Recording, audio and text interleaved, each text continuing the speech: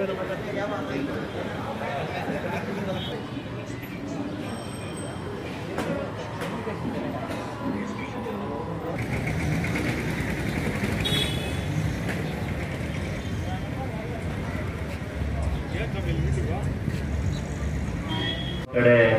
ಸುಮಾರು ನೂರಾರು ಜನಸಂಖ್ಯೆ, ಸಾವಿರಾರು ಜನಸಂಖ್ಯೆ ಇರ್ತಕ್ಕಂಥ ಕಡೆ ನಾವು ಎಲ್ಲರ ಮೇಲೆ ಕಣ್ಣಿಟ್ಕೊಳ್ಳೋಕೆ ಆಗಲ್ಲ. ಅಂತ ಸಂದರ್ಭದಲ್ಲಿ ನಾಗರಿಕರು ತಮ್ಮ ಜವಾಬ್ದಾರಿ ತಾವು ಅರ್ಕೋಬೇಕು. ಯಾಕೆ ಈ ಮಾತನ್ನು ನಾನು ಹೇಳ್ತಾ ಇದ್ದೀನಿ ಅಂತಂದ್ರೆ, ಬಹುಶಃ ನಾವು ಇವತ್ತು ಶಿಡ್ಲಘಟ್ಟ ನಗರ ವ್ಯಾಪ್ತಿಲಿ ಫೇಸ್ ಮಾಡ್ತಿರೋದ್ರಿಂದ ಬಹಳ ದೊಡ್ಡ ಸಮಸ್ಯೆ ಅಂತಂದ್ರೆ ಈ ಟ್ರಾಫಿಕ್ ಕಂಜೆಕ್ಷನ್ ಇರತಕ್ಕಂಥದ್ದು.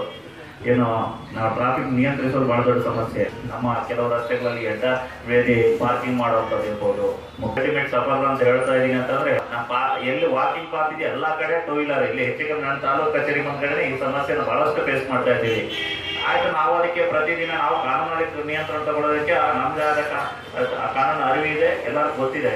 ಅಲ್ಲಿ ಶಿಸ್ತಾಗಿರ್ತೀವಿ ಎಲ್ಲೇ ಫಾರಿನ್ ಟೂರ್ ಹೋದಾಗ. ಯಾಕಂದ್ರೆ ಅಲ್ಲಿಯ ಕಾನೂನಿನ ಭಯ ನಮ್ಗಿದೆ, ಯಾಕಂದ್ರೆ ಎಲ್ಲ ತಗೊಳ್ಕೊಂಡಿದ್ದೀವಿ ಅಂತ ಅಂದ್ಬಿಟ್ಟು. ಆ ಭಯ ಯಾಕೆ ನಮ್ಮಲ್ಲಿ ಇರಲಿಲ್ಲ? ಯಾಕೆ ನಮ್ಗೆ ನಮ್ಮ ಜವಾಬ್ದಾರಿ ಅರಿವಿಲ್ಲ? ನಾವ್ ಯಾಕೆ ಎಲ್ಲಂದ್ರಲ್ಲಿ ಪಾರ್ಕ್ ಮಾಡಬಾರ್ದು? ಅವೆಲ್ಲ ಯಾಕೆ ನಮ್ ತಲೆಯಲ್ಲಿಲ್ಲ? ಆಮೇಲೆ ನೇರವಾಗಿ ನಾನು ವಿಚಾರಕ್ಕೆ ಬರ್ತೀನಿ. ಯಾವುದೇ ಆಟೋ ಚಾಲಕರು ಇರ್ಬೋದು, ತಾವುಗಳು ತಮ್ಮ ಜವಾಬ್ದಾರಿ ನಡ್ಕೋಬೇಕು. ಎಲ್ಲಂದ್ರಲ್ಲಿ ನಿಲ್ಸೋದು, ಮುಖ್ಯವಾಗಿ 40 ಬಸ್ಗಳು ಓನರ್ ಅಂದ್ರು. ಯಾಕಂದ್ರೆ ಕೆಲವು ಯಾವ್ದು ಕಾಟಾಚಾರಕ್ಕೆ ಹೆಲ್ಮೆಟ್ಗಳು ಬಳಸುವಂಥದ್ದು ಇರ್ಬೋದು. ಇವರಲ್ಲಿ ಕಾನೂನು ಸ್ಪಷ್ಟವಾಗಿ ISI ಮಾರ್ಕ್ ಇರತಕ್ಕಂತಹ ಹೆಲ್ಮೆಟ್ಗಳನ್ನ ಬಳಸಬೇಕು ಅನ್ನೋದು, ಅವೆಲ್ಲ ಫಾಲೋ ಮಾಡ್ಬೇಕಾಗಿರೋದು. ಯಾವುದೇ ಕಾರಣಕ್ಕೂ ಇನ್ನೊಂದು ಹೇಳ್ತೀವಿ, ಅದು ನಮ್ಗೆ ಬೇಕಾಗಿ ಅಲ್ಲ, ಅಥವಾ ಅಧಿಕಾರಿಗಳ ಕಣ್ಣು ತಪ್ಪಿಸೋದಕ್ಕೆ ಬೇಕಾಗಿ ಅಲ್ಲ.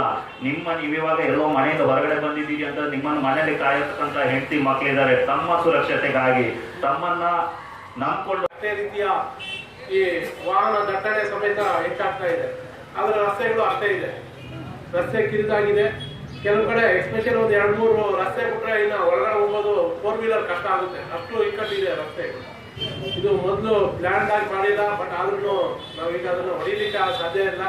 ಇರೋದ್ರಲ್ಲೇ ಶಿಸ್ತುಬದ್ಧವಾಗಿ ಆ ರಸ್ತೆಯಲ್ಲಿ ವಾಹನ ನಿಲುಗಡೆ ಆಗಿರ್ಬೋದು, ಅಥವಾ ಈ ಸರಕು ಸಾಗಣೆ ಸರಕು ಇಳಿಸ್ಕೊಳ್ಳುವಂಥವ್ರು ಎಸ್ಪೆಷಲಿ ಈ ಬೆಳಗ್ಗೆ 8ರಿಂದ ರಾತ್ರಿ 8ರವರೆಗೆ ಅದನ್ನು ನಿಷೇಧ ಮಾಡಬೇಕು ಅಂತ ಹೇಳ್ಬಿಟ್ಟು ನಾವು ಮತ್ತೆ ಈಗಾಗಲೇ ನಮ್ಮ ಅಧಿಕಾರಿಗಳೆಲ್ಲ ಅದರ ಬಗ್ಗೆ ಚರ್ಚೆ ಮಾಡಿದ್ದೀವಿ. ಯಾಕೆಂದ್ರೆ ಎಲ್ಲಂದ್ರೆ ಅಲ್ಲಿ ಪಾರ್ಕಿಂಗ್ ಮಾಡೋದಾಗಿರ್ಬೋದು, ಅದು ಎಲ್ಲಾ ರೀತಿಯ ಎಸ್ಪೆಷಲಿ ಇನ್ಶೂರೆನ್ಸ್ ಮತ್ತೆ DL ಇನ್ಶೂರೆನ್ಸ್ ಇದು RC ಇದ್ರೆ ಅದಕ್ಕೆ 100% ಇನ್ಶೂರೆನ್ಸ್ ಕ್ಲೈಮ್ ಆಗುತ್ತೆ. ಏನಾದ್ರು ನಿಮಗೆ ಇದಾದ್ರೆ ಅಪಘಾತ ಆಗ್ಬೋದು, ನಿಮ್ಮಿಂದ ಬೇರೆಯವ್ರಿಗಾದ್ರೂ ಸಮೇತ ಅವ್ರು ಮಿನಿಮಮ್ ಅದಕ್ಕೇನೋ ಪರಿಹಾರ ಸಿಗುತ್ತೆ. ಅದು ಬಿಟ್ಟು ನಿಮ್ಮ ವಾಹನ ದಾಖಲಾತಿಗಳೇ ಇರೋದಿಲ್ಲ, ಕೆಲವು ಇನ್ಶೂರೆನ್ಸ್ ಇರಲ್ಲ, ಮೇಜರ್ ಆಗಿ ಇನ್ಶೂರೆನ್ಸ್ ಇಲ್ಲ.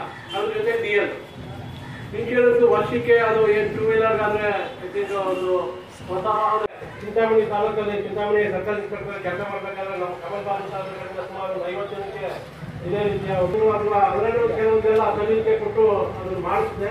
ಅದೇ ರೀತಿ ಇಲ್ಲೂ ಮಾಡ್ಕೊಡ್ತಾರೆ ಅಂತ ಹೇಳ್ಬಿಟ್ಟು ಮತ್ತೆ ತಮ್ಮ ಎಲ್ಲರೂ ಪರವಾಗಿ ಒಂದು ಮನವಿ ಮಾಡ್ಕೊತೀನಿ. ಅದ್ರ ಜೊತೆಗೆ ರಸ್ತೆ ಸುರಕ್ಷತೆ ಸಪ್ತಾಹದ ಬಗ್ಗೆ ಒಂದು ಕಾರ್ಯಕ್ರಮ, ಯಾಕಂದ್ರೆ ಇದು ಸಂಚಾರ ಯಾವತ್ತೂ ಅಷ್ಟೇ 24 hours ನಡೀತಾ ಇದೆ. ಎಸ್ಪೆಷಲ್ ಬೆಂಗಳೂರು ನೋಡಿ ಬಂದು ದಿನ 24 ಗಂಟೆನೂ ಇರ್ತಾರೆ ಜನ. ಅದೇ ರೀತಿ ಈಗ ನಮ್ಮನ್ನು ಬೆಳವಣಿಗೆ ಆಗ್ತಿರೋಂಥ ಚಿತ್ರಘಟ್ಟ ಹತ್ರ ಇದೆ ಬೆಂಗಳೂರಿಗೆ, ಇಲ್ಲೂ ಇರ್ತಾರೆ, ರಾತ್ರಿ ಓಡಾಡ್ತಾ ಇರ್ತಾರೆ.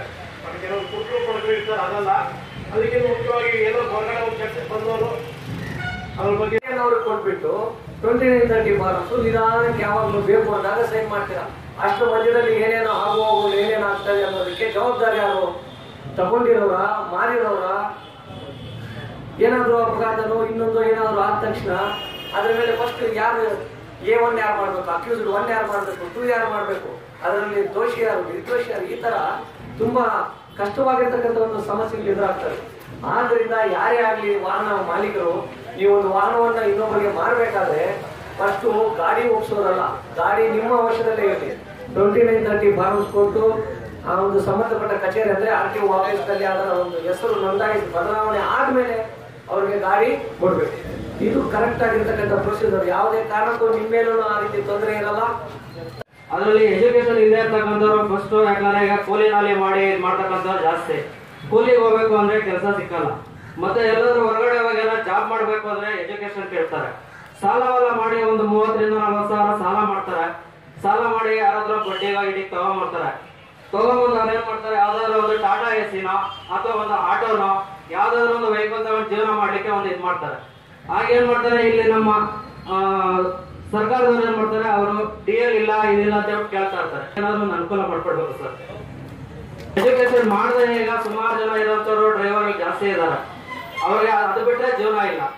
ಇಂಥವ್ರು ತುಂಬಾ ಜನ ಇದ್ದಾರೆ ಸರ್. ದಯವಿಟ್ಟು 8th ಸ್ಟ್ಯಾಂಡರ್ಡ್ ಪಾಸ್ ಈ ಒಂದು ಎಲ್ಲೋ ಬೋರ್ಡ್ ಇರ್ತಕ್ಕಂಥ ಗಾಡಿ ಯಾಕಪ್ಪ ಬೇಕು ಅಂತ ಹೇಳಿದ್ರೆ, ಒಂದು ಏನಾದ್ರು ಲೋಡ್ ಮಾಡೋ ಒಂದು ಕೆಲವೊಂದು ಪ್ಯಾಸೆಂಜರ್ಸ್ ಬಂದು ಇಂಥ ಕಡೆ ಹೋಗ್ಬೇಕು ಅಂತ ಹೇಳಿದ್ರೆ ಅಟ್ಲೀಸ್ಟ್ ಆ ಒಂದು ನೇಮ್ ಪ್ಲೇಟ್ ಅನ್ನ ಓದ್ತಕ್ಕಂಥ ಒಂದು ಕೆಪಾಸಿಟಿ ಅವರಲ್ಲಿ ಇರಲಿ, ಆ ಒಂದು ಜ್ಞಾನ ಅನ್ನೋದು ಒಂದು ಅವರಲ್ಲಿ ಇರಲಿ ಅನ್ನೋ ಉದ್ದೇಶದಿಂದ ಅವ್ರು ಮಾಡಿದ್ದಾರೆ. ಅದು ನನ್ನ ಪ್ರಕಾರ ಎಷ್ಟೋ ಜನ ಸ್ಕಿಲ್ ಡ್ರೈವರ್ಸ್ ಇದ್ದಾರೆ. ಡ್ರೈವಿಂಗ್ ಬೇಕಾಗಿರ್ತಕ್ಕಂಥದ್ದು ಸ್ಕಿಲ್, ಆ ಒಂದು ಸ್ಕಿಲ್ ಇರ್ತಕ್ಕಂಥ ಡ್ರೈವರ್ನ ಒಂದು ಈ ತರ ನಾವು ಮಿನಿಮಮ್ ಸ್ಟ್ಯಾಂಡರ್ಡ್ ಇದು ಮಾಡಿರ್ತಕ್ಕಂಥದ್ದು ಅದು ಕೇಂದ್ರ ಸರ್ಕಾರದಿಂದ ಬಂದಿರತಕ್ಕಂಥದ್ದು. ಅದು ನಮ್ಮ ಕೈಯಲ್ಲಿ ಇಲ್ಲ, ಅದನ್ನ ಬದಲಾವಣೆ ಮಾಡೋದು. ಇದು ಮುಂದಿನ ದಿನಗಳಲ್ಲಿ ಆ ಒಂದು ಅನುಕೂಲ ನಿಮ್ಗೆ ಆಗ್ಬೋದು ಅಂತೇಳಿ ನಾನು ಬಯಸ್ತಾ ಇದ್ದೀನಿ.